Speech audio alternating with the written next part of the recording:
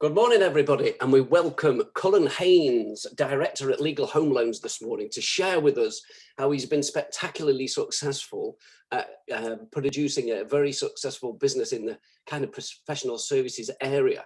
So Cullen and his business partner, Andrew, partner, I think is the correct word, left a major bank 4 years ago, and they now employ 17 people at Legal Home Loans. And I thought there would be some great learnings for Cullen to share with us this morning about how that's been possible. Many of you will be familiar with him. He has a ubiquitous presence on social media platforms, particularly LinkedIn. But I might start, Cullen, with we didn't try and dominate the whole market. We chose a very specific market, and we chose a name accordingly. So please tell us the start of this journey and why you chose lawyers. Absolutely, and honoured to be here, Alistair. I've been a follower of yours for many years, and it's good to see that you're adding value like this to professionals, because no one, even though you don't have the title of salesperson, everyone is in sales if you deal with people. So I think I reckon it's a really good thing that you're doing. The start of our journey, well, my journey in particular, I was at Macquarie Bank. My business partner, Andrew, was at BOQ Specialists. And we were both looking after doctors, lawyers, accountants and whatnot. He left first and, started the business in a lawyer's office, and he was overhearing conversations. And despite common sentiment that lawyers have their affairs in order when it comes to finance, they don't. They're too busy looking after their own clients that they don't have time to put their own mask on first. And then Andrew gave me a call and said, Cullen, we need to start this for lawyers because it's an untapped market. And I was doing quite well at Macquarie, and I originally said no. And, I'm very happy. But I've told this story many times, but I was reading a book at the time, and it's called The Death of Ivan Ilyich. And it's by Leo Tolstoy. It's a Russian novel, so I wouldn't recommend you read it today, but put it on your list. And the title says, he's going to die. And the story is of a lawyer, as it were. And he became a judge, but he hated his life. And on his last day, on his deathbed, he looks up at his wife and he goes, what if my whole life has been wrong? And I just thought to myself in that moment, I don't ever want to think in 5 to 10 years' time, what if we started this thing together?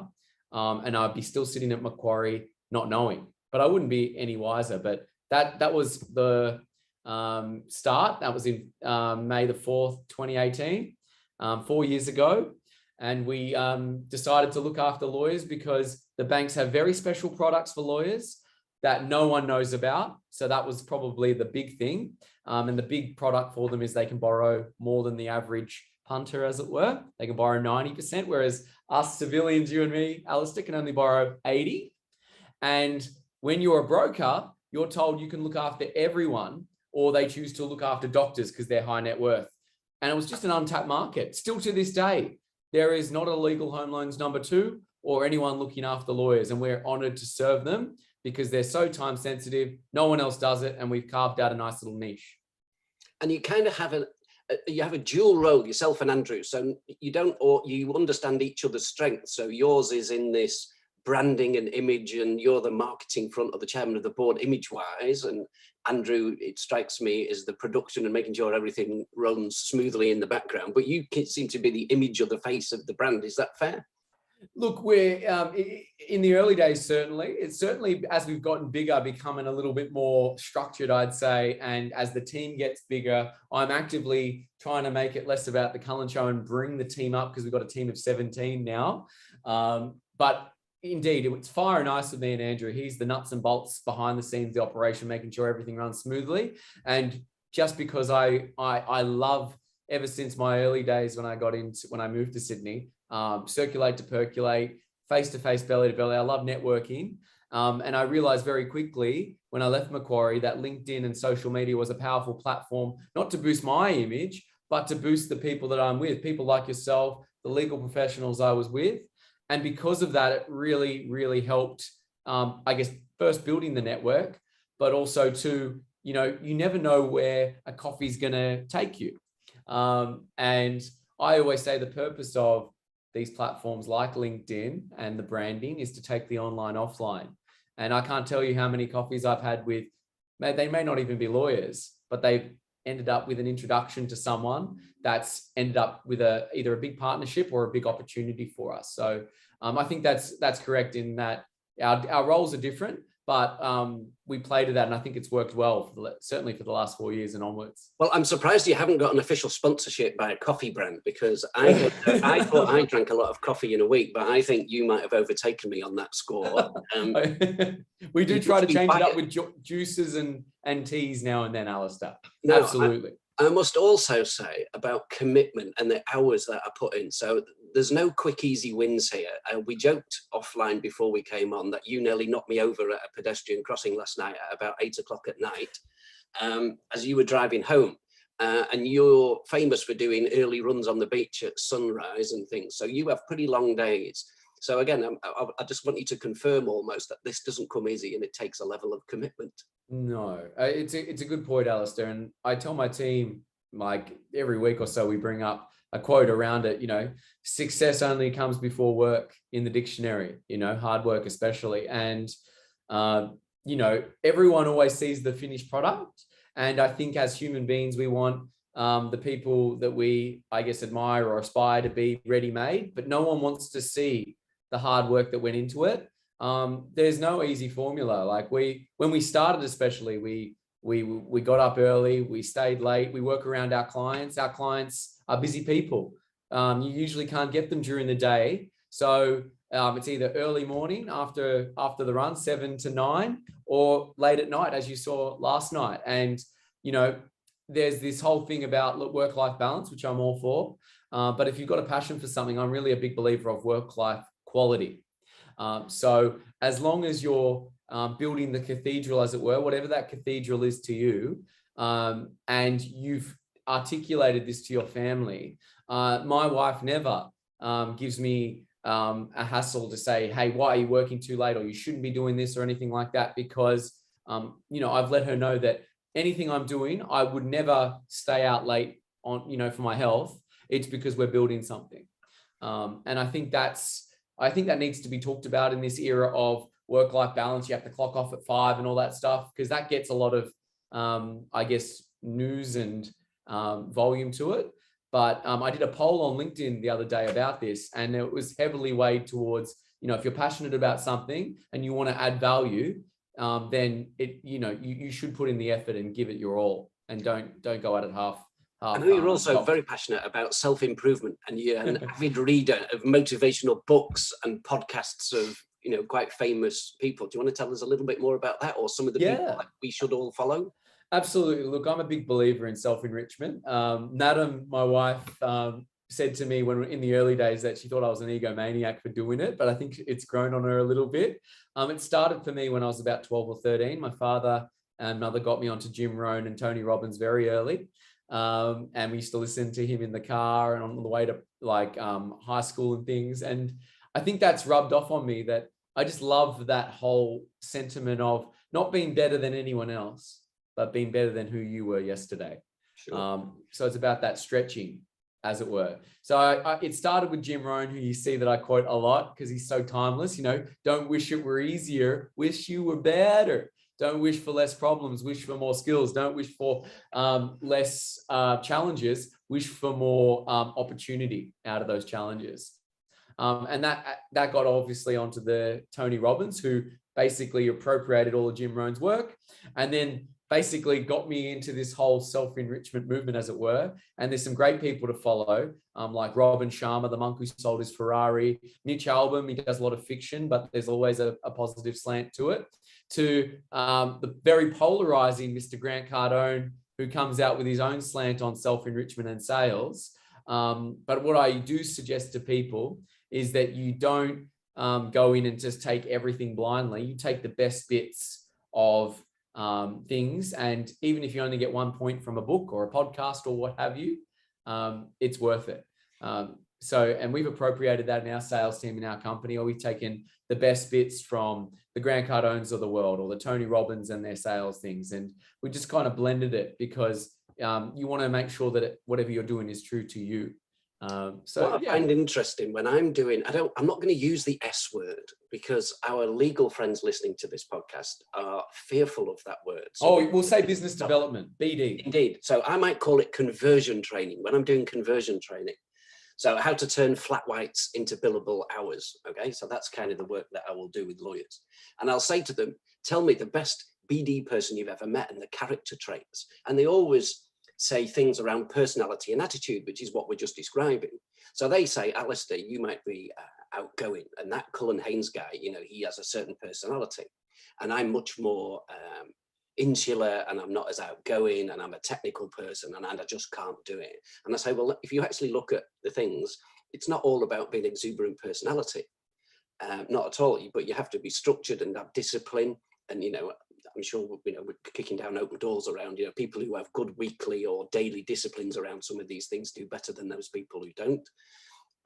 But it's not all big rah-rah personality, but it is attitudinal. It starts with attitude. And I've worked with 60-year-old people who are quite, you know, internal people. They wouldn't be great in networking necessarily, but there's lots of things they can do, and they get excellent because they get taught skills. So people think they can't do it, but there's so much free stuff available online and in videos and books. They're missing a trick if they don't go and find some, I think. No, it's a good point. And there's a great book about this whole conversion BD. It's called The Miracle Equation, written by Hal Elrod. And he also wrote The Miracle Morning as well. And it talks about the best people in their industry. They usually work out not the end product. And for us in mortgages, for lawyers, it's settlements, right? How many applications have you settled? Very poor salespeople or BD people, as it were, or lawyers who are looking at their matters will look at, why am I only getting this many in a month on the matters or the settlements? But what no one ever thinks about is, what are the activities that go into getting a matter on your desk or things like that? And it talks about this in the miracle equation and those daily habits. You actually have to talk to, say, 10 people online to get that one coffee meeting to then get that matter.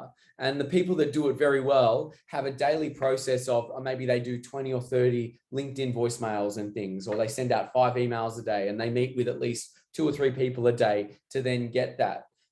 We've got that in our company in terms of, if you want to hit your target, you need to be sending out 5 to 10 solutions a day to then filter down that number. And it's so important, that front end piece, because if you don't circulate to percolate on the front end, you'll never get it at the back end, as it were. Okay, so you've created a marvelous segue for me to try and pick your brains. So to add value to the people listening, I'm not going to ask you to share the family jewels here, but how do you create interest with people who are unaware of either brand Cullen or brand Legal Home Loans? What type of activities have proved successful for you to get on people's radars? Yeah, I think because of the unique value proposition, as it were, that we have, that we're the only mortgage broker for lawyers in Australia. It's like an exclusivity thing. And also too, that there's special products out there that aren't available to the average Joe. Lawyers as a demographic and professionals love the fact that there's something there that no one else can get. And we're very prolific, and we put that out there, and we're not shy about saying that, because as we've talked about, Alistair, it's not about who you know, it's who knows you. So our goal here at Legal Home Loans is to be so omnipresent that when you think about a home loan, a commercial loan, a chambers loan, a car loan, you may not use us, but at the very least, you think about us, because we're on your radar. And that's come about, through various different means, and, in terms of being omnipresent. But definitely what served us is obviously the great job we do for our existing clients, because if you do a great job, they tell 3 or 4 more people within the firm. And we've got it to a great point now where we've actually created an offering to add value to the firm as a wider cohort, as it were, that if you settle a loan with us, we'll say, look, if you want to add value to your team, we can actually have this program where you can benefit all the staff members. And it's just that clever hack of, if you've done a good job for them, they obviously want to tell people, but they also want to look good. It's all about making your client look good as well. So if you can add value, not just in a sales point of view or BD, but like, there's a way we can help you in your firm to look good, we'll do it. So it's all about creating that value, not just in terms of the service that you're offering, but the allied stuff you do for your clients. The other thing too, I would say, is every meeting I go to, whether it's a client or non-client, either the first or last questions I ask is there any holes in your network, or who can I introduce you to? Who do you need to know? What do you need to learn? Who do you need to get in front of? And I'll think in my mind 3 people who I can introduce that person to, and I'll get permission first. Are you okay me doing it? And I'll introduce them afterwards. And I usually do it on LinkedIn. And people remember that, Alistair. People remember that, even though, oh, look, you couldn't help me with my refinance, but you introduced me to 3 people. It's you just think how it's like a pay it forward thing. How many people you touch by doing that? If you did that 3 or 4 times a day, it's like a compounding formula. And it's a very easy, low budget way for those starting out or building their practice to do. And some of the most successful people who are very insular and maybe not vivacious as you or me, that I actually got that from someone who is the same sort of what you was describing, very insular, but he said, I always try and introduce people, and he did it in his own way via email. And he was one of the most successful BD and people in business I've ever seen. And I always took that on since I left Macquarie, and I think it's marvelous. Yeah, I think adding value in every touch point. So every time you send a text message, an email, a phone call, a real meeting in person, there's always some value that you're bringing. And you know, the value of networks that you're talking about. And I know, you know, I don't know many people who are networked as well as yourself, certainly within this legal industry, and both on and offline. I know that you also, you know, people see you on LinkedIn all the time, but I know you're also pretty active in networks offline, and it obviously works for you. Now, I'm just going to push you on one point. So as you've talked very strong about, you have a genuine gap in the market that you fill very successfully. But I still think people listening would be interested about how you put yourself out there. So I know sponsorships is one thing that works particularly well for you, but you know, I often have a go at legal firms who sponsor the wrong things in my view, but you've been very successful at it. And I guess because you know exactly where your clients meet in groups. So to try and be topical, Top Gun's out this week. It's a target rich environment. You know exactly where these people meet in groups, so you can sponsor and go to the right events, I guess. Yeah, correct. And I think we start with the personal piece first. You know, this whole old adage that LinkedIn is not Facebook and vice versa and things like that is old hat. You know, the lines are becoming very blurred. You can actually, and people will build more rapport with a human being who's genuine and authentic than those that are hiding behind the business facade. I can't tell you how many business meetings I've had because people have seen my running posts that I put out there on Instagram and LinkedIn, the books that I'm reading, the polls that I do that have nothing to do with finance or law, but because I put myself out there. There's another great lawyer out there, James Dapperchi, talks about coffee and a case note. And most of his posts are about the things around what he does and his interests. Niti, another great lawyer out there, talks about her personal journey. And very endearing story. And it's a lot about stories as well, very endearing stories. So on the personal front, it doesn't have to be all about business. Obviously, partnerships are very important, and knowing where our clients are is very important as well. And the partnerships that we've been able to garner with, I guess, the major law bodies for us, because every lawyer has to be accredited somewhere, have been fantastic from a trust point of view.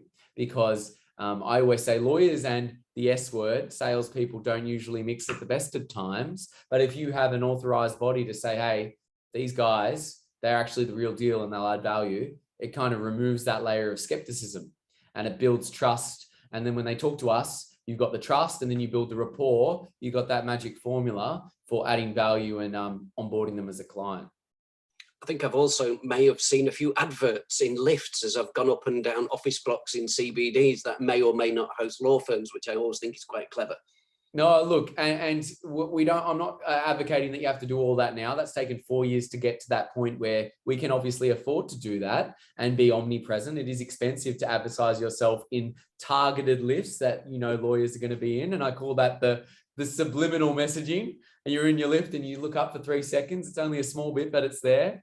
That's very important too, as way leads on to way that, you know, that's a great way to drive interest, is being everywhere all the time, even for that microsecond. And we do a lot with the LSJ and all the bodies to have ourselves in the marketing in their magazines as well.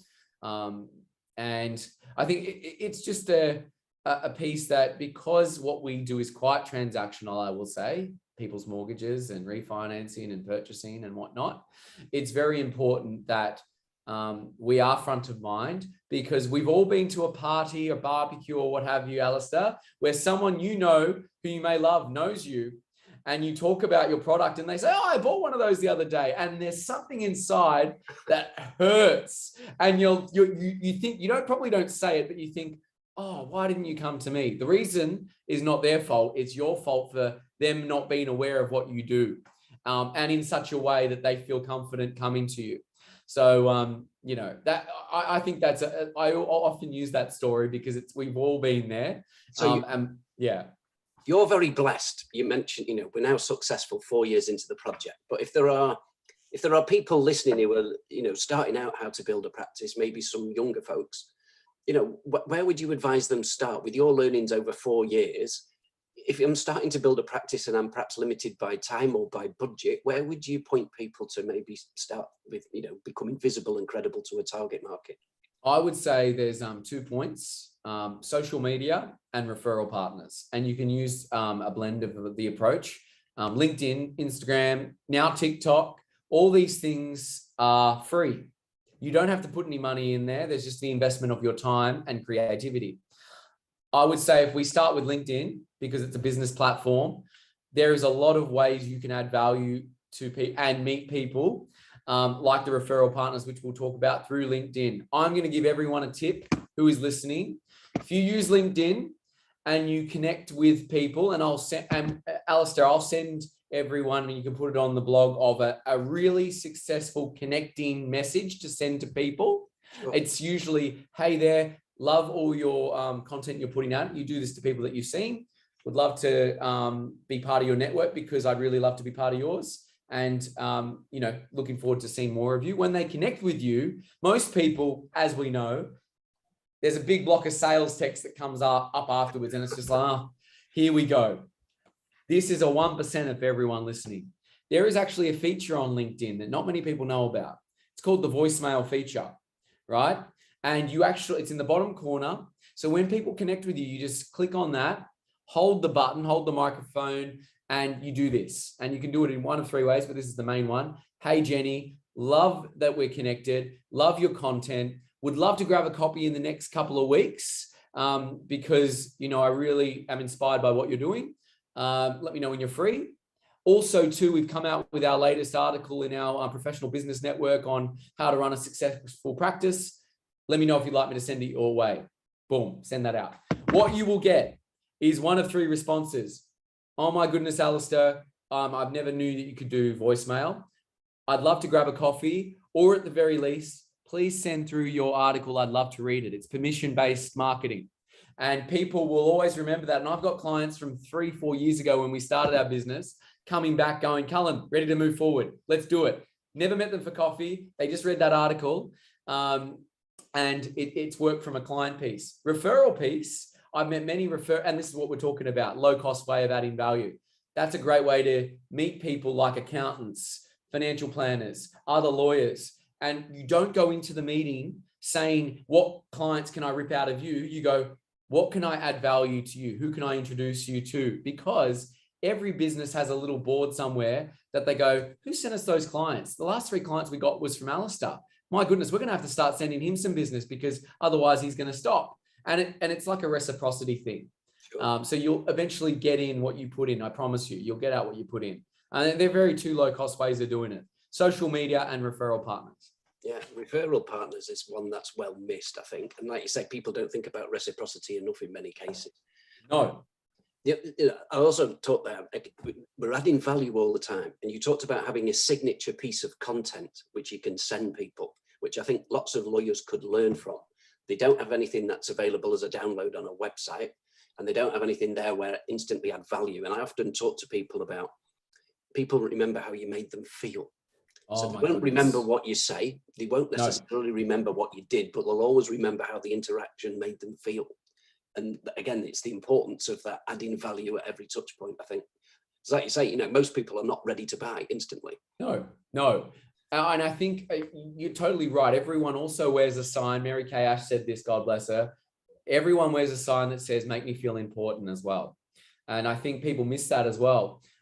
If I could suggest, I know, the S word again, but there's things you can do in your interactions and the way you talk to people to, if not elicit a positive reaction out of people, but get them thinking of it as way leads on to way. One of the obvious things I would get everyone to do, that's an easy thing, is if you can look at a guy on YouTube or read his book. His name is Chris Voss. He is an ex-FBI and CIA negotiator. Lawyers will love this because he's also a great conflict management type guy. But he talks about the first interaction you have with a client on the phone. You get them on the phone. Most people say, am I getting you at a good time? And you think that's good because you want to elicit a yes response. He actually says, don't do that. Get people to say no, because no actually builds more rapport. So the 1%er again, when you get someone on the phone, ask them, is now a bad time? Because if they say, no, it's not, it doesn't feel like someone's done you a favor. Most people get themselves right off on the wrong foot at the start because someone said yes, and they feel like I've now given Alistair a leg up because I've said yes. It's a psychological thing, small, but it adds value over time. The other thing he talks about is, in terms of building rapport, most people wait for their turn to speak. And then, like someone says, what did you do on the weekend? Oh, I went whitewater rafting. Oh, I've done whitewater rafting and blah, blah, blah. You shouldn't do that. What you should actually do is what's called mirroring. And Chris Voss talks about that. So if your client says, I did whitewater rafting, all you have to do is mirror the last 3 words and go, whitewater rafting? And they go, yeah, I did this. And I went down to, the coast, and they tell you more. And it's all about mirroring and labeling. And it's like, sounds to me, you're someone who loves adventure. Cullen, I love adventure. Those are 2 things that I've taught my sales team as well that we've just seen a massive increase in rapport building because they're not waiting for their turn to speak or injecting their own personal thing, but getting more out of not only their client interactions, but themselves. That I hear them using mirroring with each other. How was your weekend? Oh, it was just busy. Busy? It's just so marvelous when you start to do things like that.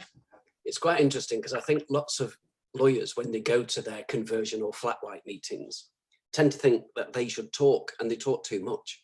No, they don't ask questions, and it's all about them, and they give a history lesson of the firm, and that's not what people buy.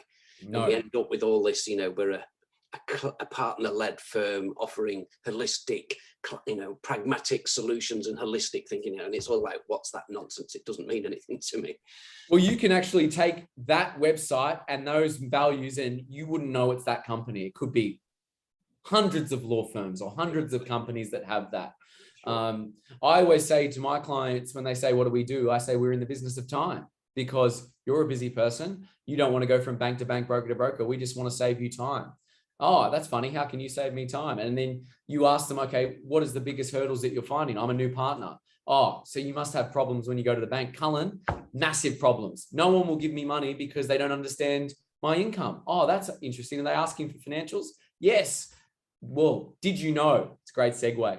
Did you know that as a partner, as a newly minted partner, you only need 1 CFO letter and 1 bank statement, and we've got the banks that can do that. Oh my goodness, let's do that.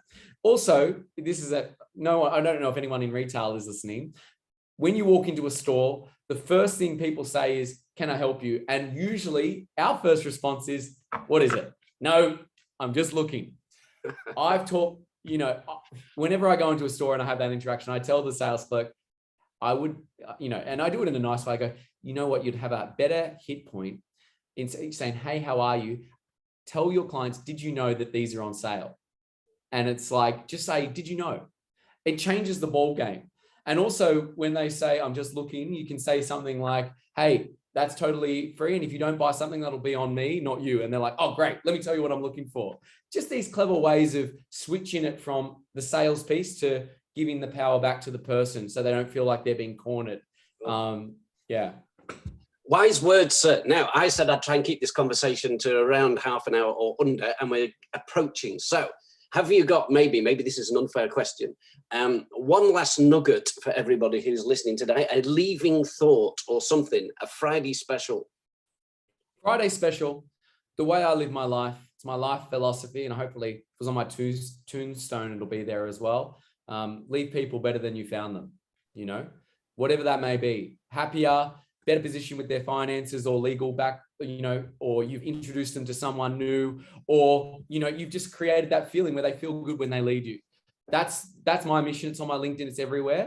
And I just love that I'm able to serve the legal community in the way that I do, not only by these interactions, by helping people self-actualize. Abraham Maslow once said, the biggest need of people is eventually to reach that top of the pyramid of the 6 human needs of self-actualization. And I'm very proud, and I'm sure you are as well, Alistair, that you're able to help people get to that pinnacle of being not better than anyone else, as we said before, better than who we were yesterday. Okay, an awesome way to finish. I will totally finish out though. If people, those rare people listening who don't know Cullen and Legal Home Loans, where would they come and find you? Look, we love LinkedIn. You'll probably see us on LinkedIn.